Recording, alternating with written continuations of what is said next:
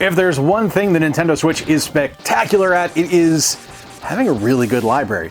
And one of the things that I really appreciate about the Nintendo Switch is the fact that there are a ton of spiritual successor games on the console. What's going on, everybody? I'm Jay. Welcome to the channel. If this is your first time here, welcome back to the channel. If you're a returning viewer, I'm stoked you're here. Everyone's stoked you're here. I mean, it's just me, so I guess I'm everyone, but that's just it. So today we are taking a look back at 10 more spiritual successor games on the Nintendo Switch. I've got a link on the card upstairs right now that you can take a look at that gives you another 10 games that were spiritual successors. I talked about that about a year ago. We're bringing it back right now. But what do you say? Let's kick things off. Let's head over now, and we're going to take a look at a classic SNES game from Capcom.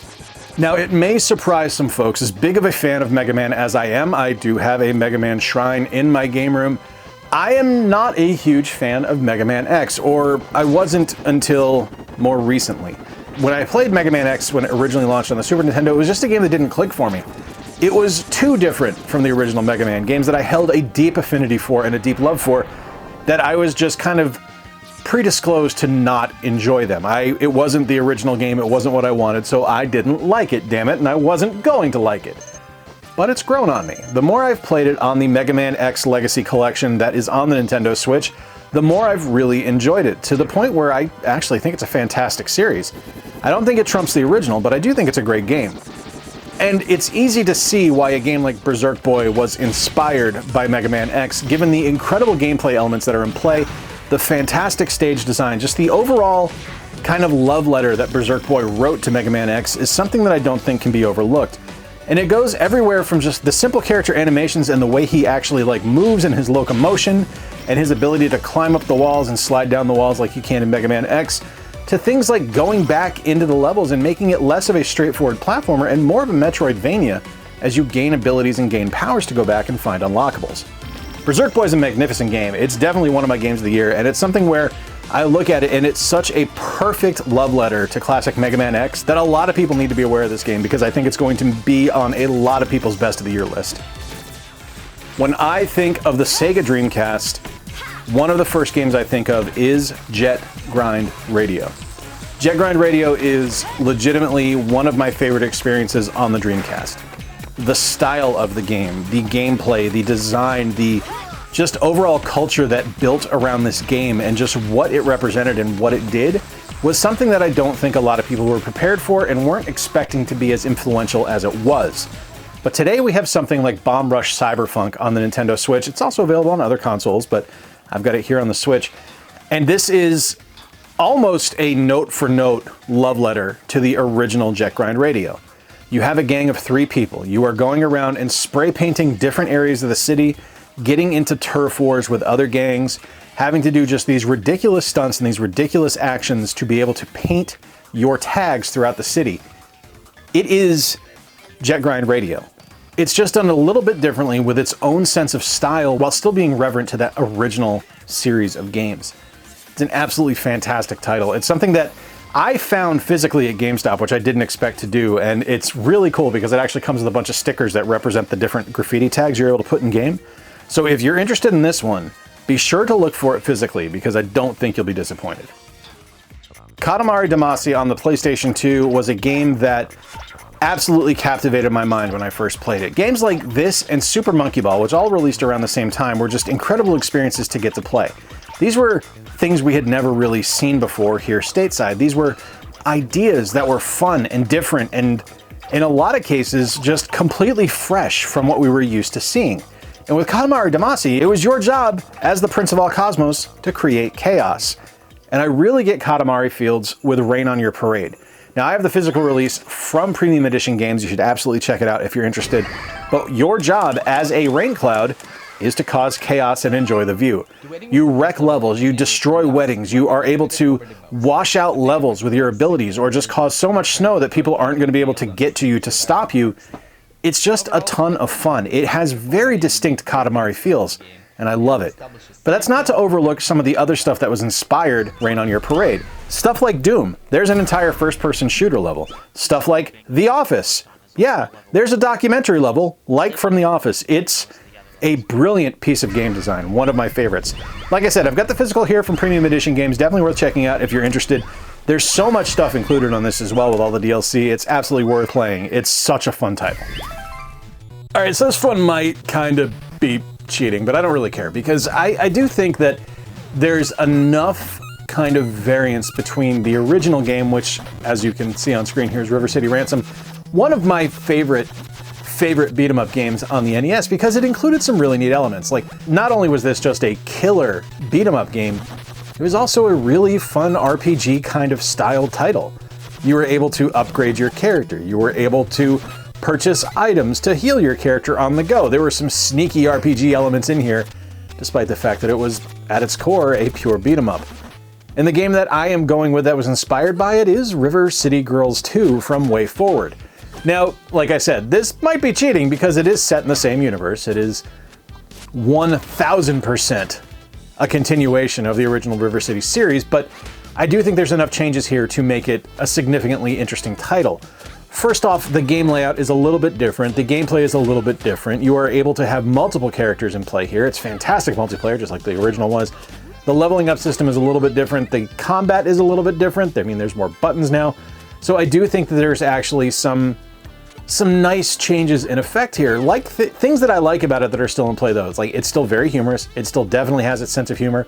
It still leans heavily into the things that really worked in the original. There's RPG elements in play here. The character designs are great. The stage layouts are fun. It does a lot of stuff really, really well. Thanks to Way Forward for providing the review code on this one. I really appreciate it. This is one that I loved the original. I loved River City Girls 0.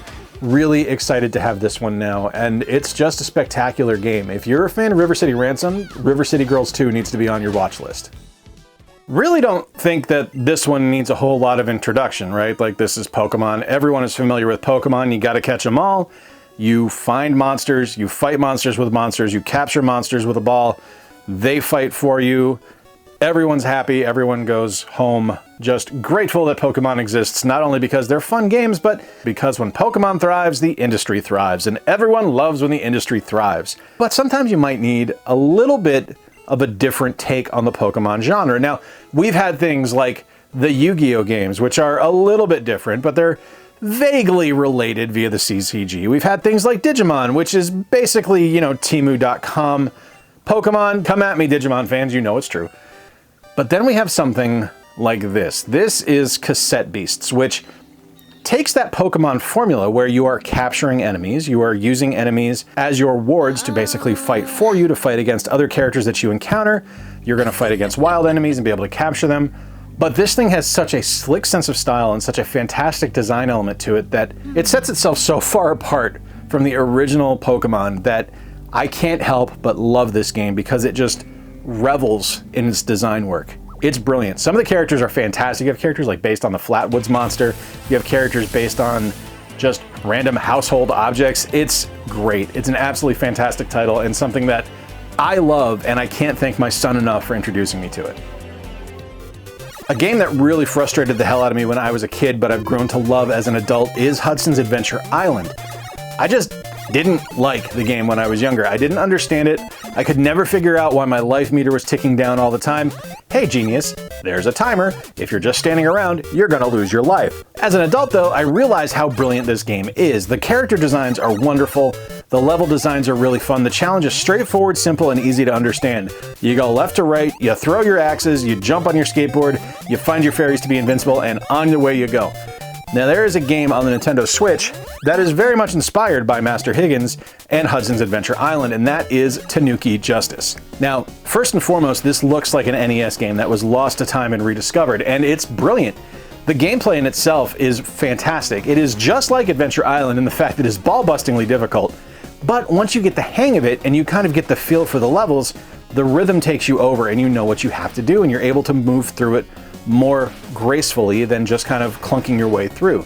That was always something I noticed with Adventure Island as I got older, is once I got the pacing, once I got the rhythm of the level, I was able to fly through without a problem. And Tanuki Justice is very similar, although I will say that the difficulty is ramped up just a little bit more on Tanuki Justice over Adventure Island. I think this one's brilliant. I think it's a lot of fun. There is a physical release, so if you want to track that down, do so. It's well worth checking out. Tanuki Justice, though, I think it's inspired by Adventure Island. What do you think? Back on the Game Boy Advance, we received a game that was just incredible from the folks at Game Freak, so that really surprised me because I thought all they could do was Pokemon. But no, we got Drill Dozer, which is An amazing platformer where you have to use a mech suit to drill through different aspects of the level. And it was really cool because you were actually able to like use the rumble pack that was built in to know when you needed to switch gears, to actually like move yourself through the level and to be able to drill harder. And it was something I never thought we'd ever see again. We'd never see anything inspired by it. And yet here we are with Pepper Grinder. Now Pepper Grinder, I will say it is inspired by it. It is not a direct kind of remake or direct love letter to Drill Dozer, but there are elements in play here, aside from the fact that it's just a giant drill, there are elements in play here that are really, really inspired by Drill Dozer. You get a really cool female lead, which is just awesome to see. Having a female character lead a game, not as rare as it used to be, but still awesome to see. Amazing character designs, brilliant level designs, fantastic action throughout the game, and just amazing challenges on each level that are something that I think a lot of people would love if they get their hands on this game. I think Devolver just crushed it with this game. I think it is a magnificent title, beautifully designed with a fantastic look that I don't think can be matched, and an amazing physics engine that makes these incredible drill experiences just pop off the screen.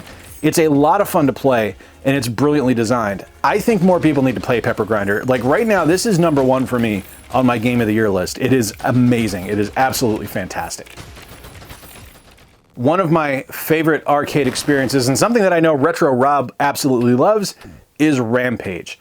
Rampage is something that I enjoyed no matter where I played it. Whether it was at home on my NES, if I was at an arcade and I happened to see it, it was something that was easy to understand. You got to play as a giant monster, you got to destroy buildings, you got to eat people. It was amazing.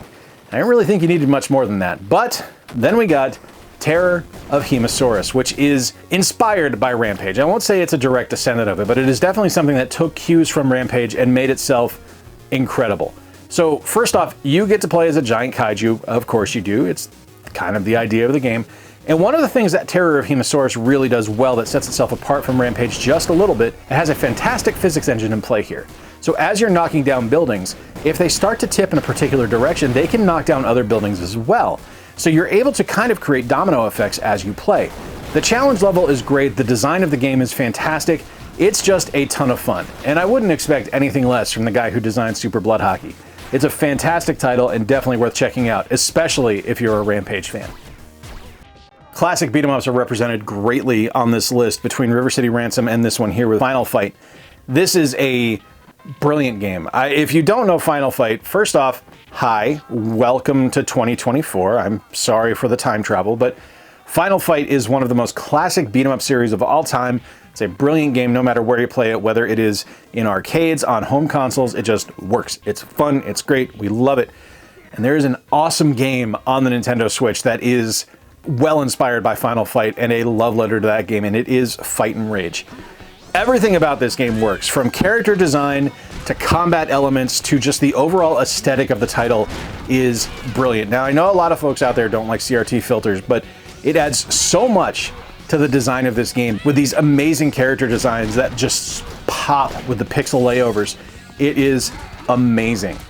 And that doesn't even talk about the brilliant combat work in the game that is just so much fun and so easy to fall into and so easy to enjoy. Fight and Rage is brilliant, one of my favorite beat-em-ups on the Nintendo Switch. On a console that is replete with fantastic beat-em-ups, Fight and Rage stands near the top. They say that imitation is the sincerest form of flattery, and when you're going to imitate someone, you may as well imitate the best and do a just fantastic impression of someone that really, really matters. And that is what happened here with Super Mario World. Now, we all know Super Mario World. It's a classic Nintendo title. It was a signature SNES release. It shipped with the console right off the bat. It was a game changer. It showed what Mario was capable of being beyond just a standard left-to-right 8-bit platformer. It introduced new power-ups. It introduced a more robust world map, secret areas, just fantastic level designs. It introduced Yoshi, which, I guess they can't all be winners, but it was a fun title, a fantastic title, and it holds up to this day. And on the Nintendo Switch, we got a game called Kaze and the Wild Masks, which is 1000% inspired by Super Mario World. Whether it's the fantastic power-ups you're able to find, the different hidden secrets that you're able to discover, the coins you have to collect to complete a level, it feels very Super Mario World while being its own design.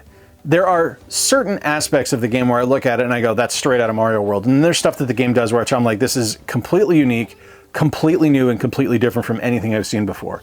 Kaze and the Wild Masks is brilliant. There is a physical release of it. It's a wonderful game. If you are interested in classic 16-bit style platformers, Kaze needs to be on your list. Bright, turn it down. Make it less bright. No, focus on me, camera. Yes, look at my beauty. There you have it, 10 spiritual successors, 10 more spiritual successors on the Nintendo Switch. I think there's something here for everybody. Well, I didn't cover traditional RPGs. We did have a Pokemon-like game. We've got some beat-em-ups, we've got some platformers, we got all kinds of fun stuff. We got an action game involving graffiti and rollerblades. Never thought I'd see another one of those, but here we are. Let me know in the comments down below your favorite spiritual successor games. There's a ton of great ones. Until next time, folks, I've been Jay. Appreciate you stopping by. Click the like button if you enjoyed the video. Click subscribe if you really enjoyed it and you want to stick around. And remember to play more games, stay square, and take care. I'll talk to you soon.